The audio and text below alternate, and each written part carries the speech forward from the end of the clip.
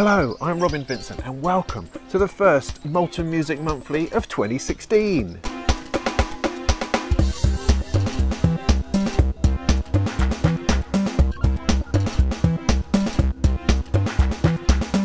You join us here in a very sort of soaked and wet and noisy today for some reason, Norfolk countryside.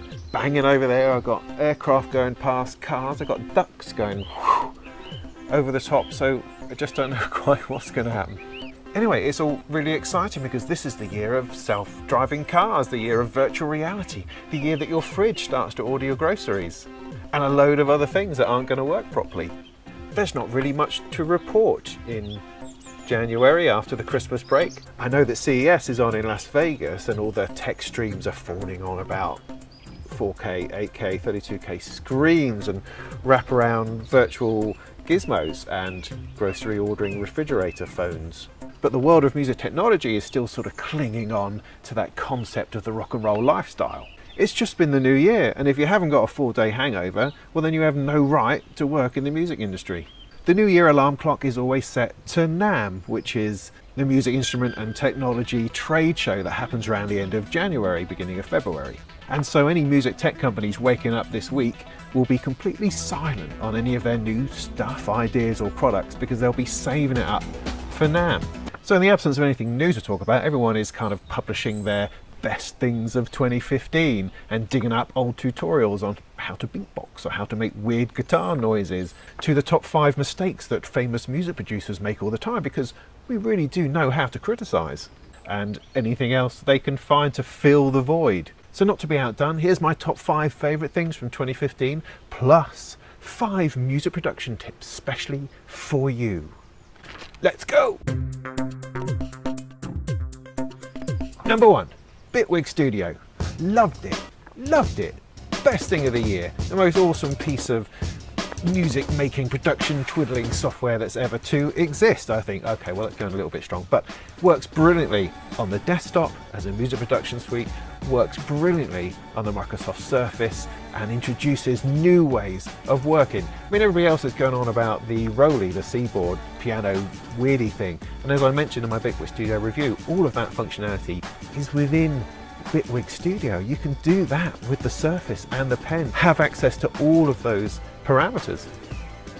It's just awesome, and it keeps developing. They keep releasing updates and it keeps getting tweaked and better and better. So I've really enjoyed the whole Bitwig Studio experience, and it's stolen my heart from Ableton Live, which I've used for years. So that's pretty cool. 2. Windows 10. It's fabulous, it's futuristic. It feels like Microsoft are actually getting somewhere, that Windows is actually improving and coming along and giving us more and allowing us to do all this stuff and then fading back into the background just to let you get on with your work, which is kind of what you need from an OS. So as it continues to develop, I think Microsoft have pretty much got it right this time. Number 3, the Microsoft Surface sort of evolution. Well, you know by now that I'm into the Surface, you know, in a big way, and the Surface Pro 4 looks to be just a fantastic evolution of what they were trying to do. The Surface Book as well takes that to another level, so Microsoft are kind of raising the bar on what it is to have classy PC hardware, and that's got to be good for everybody. The Microsoft party in October also introduced me to high quality bourbon, and my life will never be the same. Number 4, PreSonus Studio One version 3.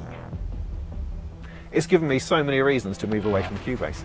It's awesome, the environment, the simplicity, the workflow, the way that you can move around and make music and edit and move stuff about and do what it is you need to do in a digital audio workstation. It's sublime, it's awesome. Okay, the touch note editing is just as ropey as hell, but we forget about that.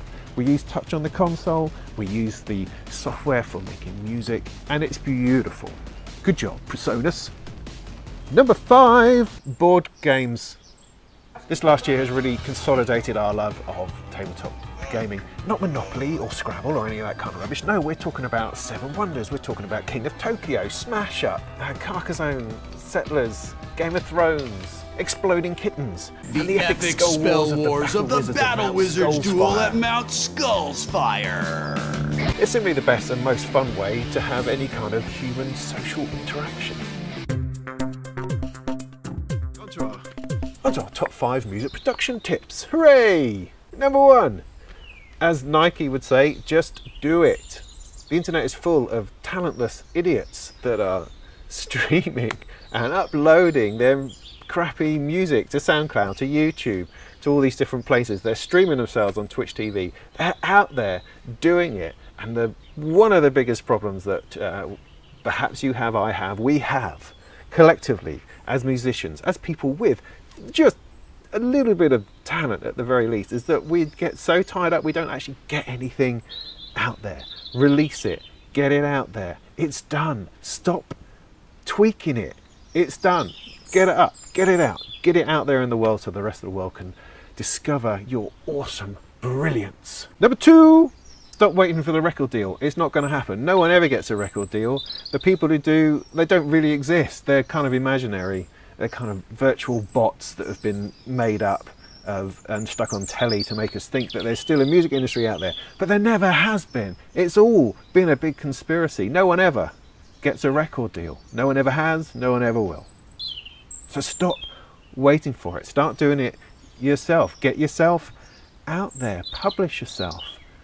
Finish a tune and upload it somewhere. No one is ever going to give you money for this. Once you understand that, then you can give your music away and start to come up with new and innovative ways of making a living out of making music. How do you do that? I don't have the faintest idea. But waiting for somebody else to sign you up and give you money is not going to achieve anything. These days you have loads of alternatives that you can actually control and invent yourself.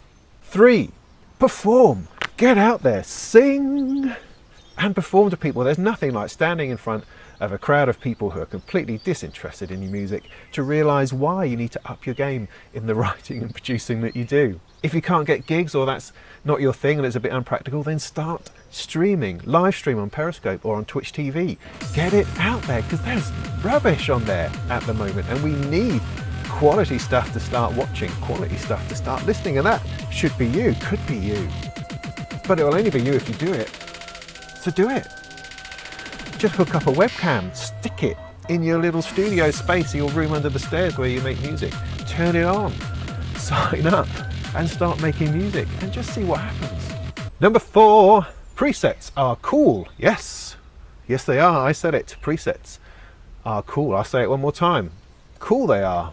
Presets. Don't feel that you have to create an entirely new sound palette in order to make your music sound original. Your music is original if it comes from you. It doesn't really matter. I mean, a piano, for instance, has one preset and maybe a couple of variations like soft and sustain, but ultimately it's the same sound time and time again. So don't go down the rabbit hole of trying to find an individual sound when actually that preset Moog bass is awesome. Those pads are awesome. Use those. That synth sound, yeah, that works. Use it.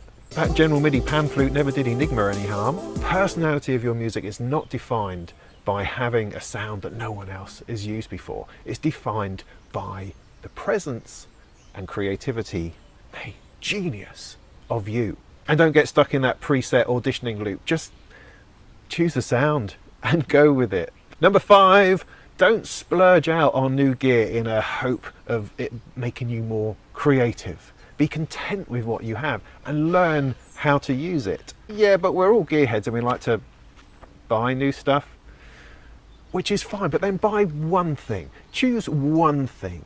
Buy one thing and then learn the fuck out of it. Learn everything about it. Get under the surface. Read the manual. Spend time with it and pull out as much creativity and interest and sonic excitement as you possibly can.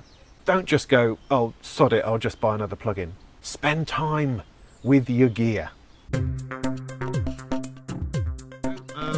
So yeah, there you go. I believe this is going to be a really exciting year for technology.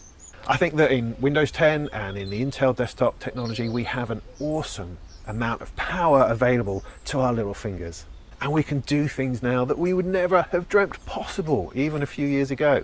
So revel in it, marvel in it, and make music. And if you're just getting into music making, or if you think it's time for a new computer, then pop along to moltenmusictechnology.co.uk, check out our range of awesome audio PCs, including our brand new entry-level, basic as you like, home studio setup from $599 for a dual core, awesome, compatible, stable, and quiet home studio PC.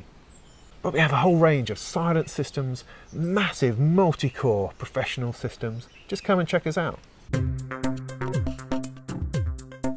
Next month's Music Monthly will be all about the NAMM show, so stay tuned for that. We've also got a review on the Editor's Keys PreSonus Studio One shortcut keyboard thing. Also the Remo finger coming up. Our Windows 10 tweaks are coming up. So this is the place to stay. Subscribe, follow us on YouTube and stuff. And of course, with our Kickstarter on the Surface Pro 4 becoming successful, we've got all that coming along as well. It's not here yet. The money hasn't quite come through, which is annoying. But I understand that the Surface Book is now available for pre-order. So until next time, go make some tunes.